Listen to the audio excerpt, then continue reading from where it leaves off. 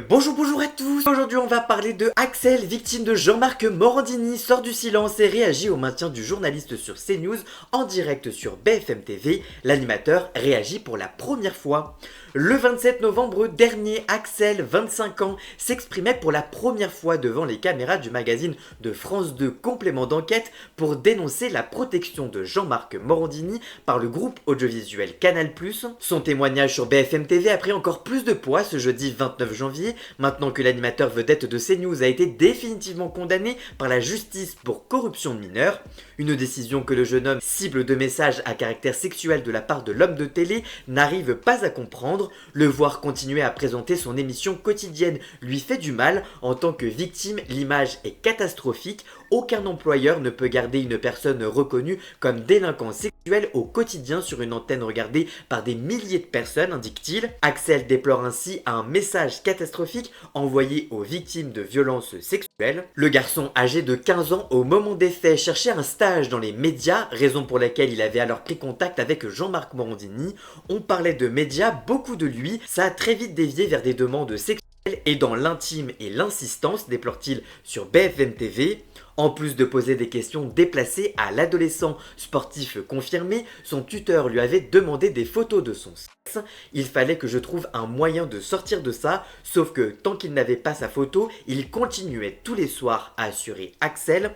Ce dernier raconte qu'il lui a finalement envoyé une photo trouvée sur internet pour mettre fin à ses sollicitations.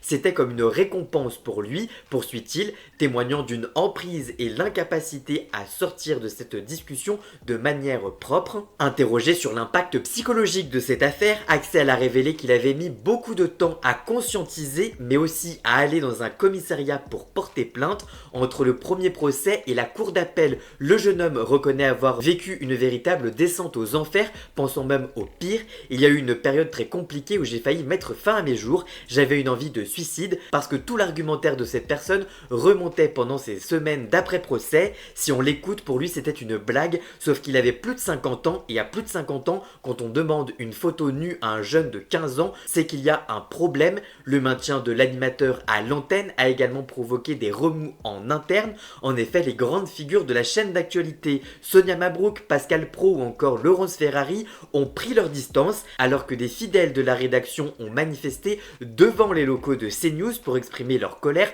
envers leurs dirigeants. Jordan Bardella a lui aussi donné une consigne aux élus du Rassemblement national de boycotter Morandini Live plus d'une semaine après le procès. La situation qui devient donc intenable et dont j'ai parlé dans une vidéo disponible sur ma chaîne YouTube, disponible juste ici.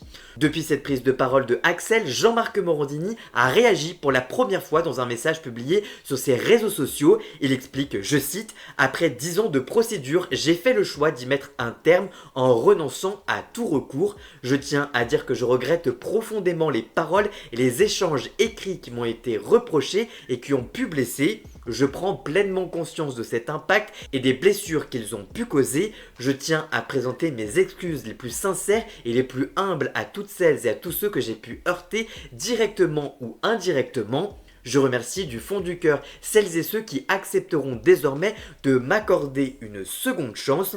En tout cas, vous, que pensez-vous de ces informations? Dites-moi tout ça en commentaire et surtout, abonnez-vous.